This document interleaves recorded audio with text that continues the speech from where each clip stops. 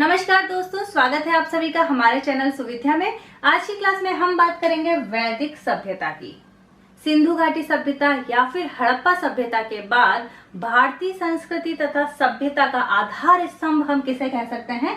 वैदिक सभ्यता को कह सकते हैं। इसका समय जो है, काल अगर हम देखें तो 1500 ईसा पूर्व से 600 ईसा पूर्व तक का जो पीरियड था वो वैदिक सभ्यता से संबंधित था।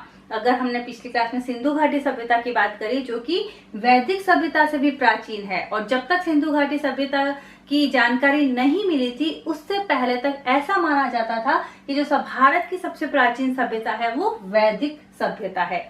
तो सिंधु घाटी सभ्यता हमने पढ़ा था कि 2500 से 1750 ईसा पूर्व का जो काल था वो सिंधु घाटी सभ्यता से संबंधित था। यहाँ पर 1500 से 600 ईसा पूर्व तक का जो समय है वो वैदिक सभ्यता से संबंधित है। अब वैदिक जो है वो किससे मिलकर बना है? वेद से मिलकर बना है। किससे मिलकर बना है? वेद से मिलकर बना है। और भारत में 4 वेद हैं। पहले 3 वेद थे जिसे त्रिवेद कहा जाता था, बाद में अथर्ववेद की भी रचना हुई है। इस प्रकार 4 वेद हैं: ऋग्वेद, सामवेद, यजुर्वेद और अथर्ववेद। अब पहला जो समय है ऋग्वेद से के टाइम का जो पीरियड है उसे ऋग्वेदिक काल कहा जाता है या पूर्व वैदिक काल कहा जाता है। तो ध्यान रखें, ऋग्वेदिक काल जो कि सिर्फ ऋग्वेद का समय पीरियड कह सकते हैं हम, ऋग्वेदिक काल भी कहते हैं इसे, और पूर्व वैदिक काल भी कहा जा सकता है। पूर्व वैदिक काल भी कह सकते हैं। और इसका जो समय था वो था 1500 ईसा पूर्व से 1000 ईसा पूर्व का जो समय है वो ऋग्वेदिक काल के रूप में माना गया है। उसके बाद यजुर्वेद, सामवेद, अथर्ववेद ये सभी उत्तर वैदिक काल के अंतर्गत आते हैं जो कि 1000 बीसी से लगभग 600 बीसी तक का समय माना गया है। तो वेदों की जो रचनाएं हैं, जो ग्रंथ हैं, वो सभी किस सभ्यता के अंतर्गत आएंगे? वैदिक सभ्यता के अंतर्गत आएंगे। और इनके निर्माता कौन थे? तो वैदिक सभ्यता के जो निर्माता थे वो किन्हें माना गया है? आर्यों को माना गया है। ध्यान रखें, आर्य का मतलब क्या होता है? उच्च कुल या फिर श्रेष्ठ। ठीक है, तो आर्य जो है, आर्य यहाँ पर आप एक और बात याद रखें कि आर्य जो माने गए वो किसी जाति के आधार पर नहीं माने गए, जबकि भाषाई उच्चता या भाषाई श्रेष्ठता के आधार पर आर्यों को यहाँ वैदिक सभ्यता का स्टार्टिंग करने वाले जो निवासी जो है उसके रूप में माना जाता है। तो ऋग्वेद में भी 36 बार आर्य शब्द का प्रयोग हुआ है। कितनी बार? 36 बार ऋग्वेद में भी आर्य शब्द का प्रयोग किया गया है। अब हम बात कर लेते हैं कि ये हमने बात कर ली कि निर्माता जो है वैदिक सभ्यता के वो आर्य हैं। तो इन आर्यों का मूल निवास क्या था? वो भारत में तो आए, तो इस बारे में अलग अलग लोगों ने वापस अलग अलग विचारधाराएं दी हैं। तो मुख्य मत है, या तो ये कह सकते हैं कि ये सिर्फ भारत में ही थे और धीरे धीरे भारत में इन्होंने वेदों का अपना ज्ञान जो है उसका विस्तार किया है, और दूसरी मान्यता ये है कि ये भारत से बाहर थे और इन्होंने ये भारत में आए हैं और उसके बाद इन्होंने वैदिक सभ्यता का विस्तार किया है। अब अगर हम बात करते हैं आर्यों का मूल निवास, तो देखिए मुख्य रूप से 5 सिद्धांत हैं इससे संबंधित। वैसे हम मूल रूप में देखें तो भारत या भारत से बाहर वाले, लेकिन भारत से बाहर वाले क्षेत्रों में भी कौन कौन से क्षेत्रों हैं उनके बारे में भी हम देख लेते हैं। तो टोटल मुख्य रूप से 5 सिद्धांत दिए गए हैं आर्यों के मूल निवास से संबंधित। पहला सिद्धांत दिया गया है कि जो आर्य थे वो मुख्य रूप से यूरोपीय क्षेत्रों में पाए जाते हैं। तो इस सिद्धांत को नाम दिया गया यूरोपीय सिद्धांत। ध्यान रखें, यूरोपीय सिद्धांत किसके द्वारा दिया गया? 1786 ईस्वी में सर विलियम जोन्स के द्वारा यूरोपीय सिद्धांत दिया गया। अब उनका ये मानना था कि जो आर्य हैं वो या तो यूनान से, मतलब यूरोप के क्षेत्रों से, यूनान, इटली, फ्रांस, जर्मनी या इंग्लैंड,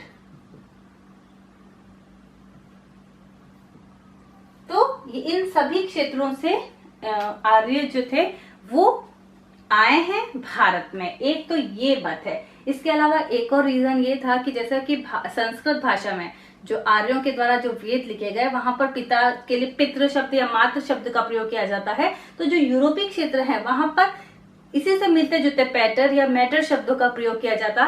तो इससे हम ये अनुमान लगा सकते हैं कि आर्यों का जो मूल निवास था वो क्या था, यूरोपीय क्षेत्र था। तो ये तो हो जाएगा पहला पॉइंट।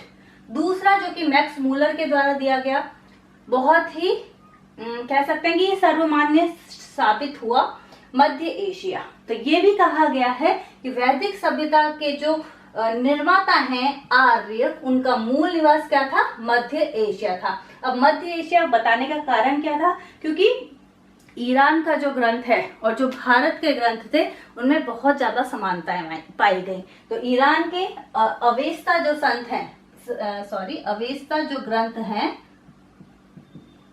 और भारत के जो वेद हैं, ठीक है, ईरान के और ये भारत के जो वेद हैं, इनमें अनेक प्रकार की समानताएं पाई गई। इस वजह से ये कहा गया कि मध्य एशिया के मूल निवासी रहे होंगे आर्य।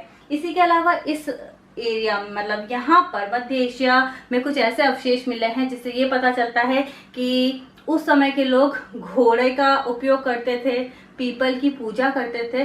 तो ये सारी जो कंडीशन है वो मध्य एशिया में उस समय पाई जाती थी, पीपल का वृक्ष पाया जाता था। तो इस आधार पर भी कहा जा सकता है कि मध्य एशिया जो है वो वैदिक सभ्यता के जो आर्य हैं उनका मूल निवासी एरिया हो सकता है।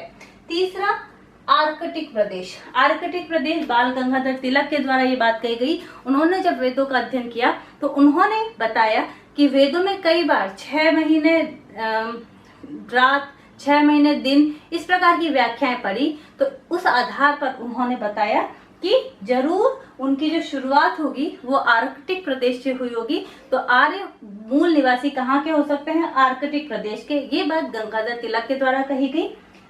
भारतीय, ठीक है, कई व्यक्तियों का कहना ये है कि आर्यों का मूल निवास भी भारत था और भारत में ही उन्होंने वेदों का विस्तार किया। इसके लिए डॉक्टर गंगानाथ झा, उन्होंने बताया कि आर्यों का मूल निवास था ब्रह्मर्षि, ओके। और एल.डी. काला के अनुसार उन्होंने बताया कि कश्मीर जो है वो आर्यों का मूल निवास रहा होगा। दयानंद सरस्वती जी के द्वारा बताया गया कि तिब्बती क्षेत्र जो है वहां के जलवायु और भौगोलिक क्षेत्र इस प्रकार के हैं जो कि आर्यों के सभ्यता के जो अवशेष मिले हैं उससे काफी मिलते जुलते हैं। तो हो सकता है कि तिब्बती क्षेत्र से ही आर्यों का मूल निवासी रहे हों। तो ये 5 सिद्धांत हैं इससे संबंधित। मुख्य रूप से ये कह सकते हैं कि सर्वमान्य जो सिद्धांत है वो ये माना गया, जो कि मैक्स मूलर के द्वारा दिया गया था, मध्य एशिया का जो क्षेत्र है वहां से आर्यों ने सभी जगह अपना विकास किया है और भारत आए। अब अगर हम बात करते हैं भौगोलिक क्षेत्र की, वैदिक सभ्यता का क्षेत्र। वैदिक सभ्यता के क्षेत्र को 2 भागों में बांट सकते हैं हम। ये पूरा चैप्टर 2 पार्ट में बांटेंगे, एक ऋग्वैदिक काल के समय और एक उत्तर वैदिक काल के समय। तो देखिए क्षेत्र की अगर हम बात करते हैं वैदिक सभ्यता के, तो ऋग्वैदिक काल कहाँ तक इसका विस्तार था, सप्त सैंधव प्रदेश तक इसका विस्तार था। सप्त सैंधव जो भारत और पाकिस्तान का जो पंजाब का भाग है उसे सैंधव प्रदेश, सप्त सैंधव प्रदेश कहा गया। तो इसका जो विस्तार था ऋग्वैदिक काल में, आर्यों का विस्तार सप्त सैंधव प्रदेश तक था। काले और लाल मृद भांडे जो है वो मिले हैं, ठीक है, मिट्टी के बर्तन मिले हैं काले और लाल कलर के।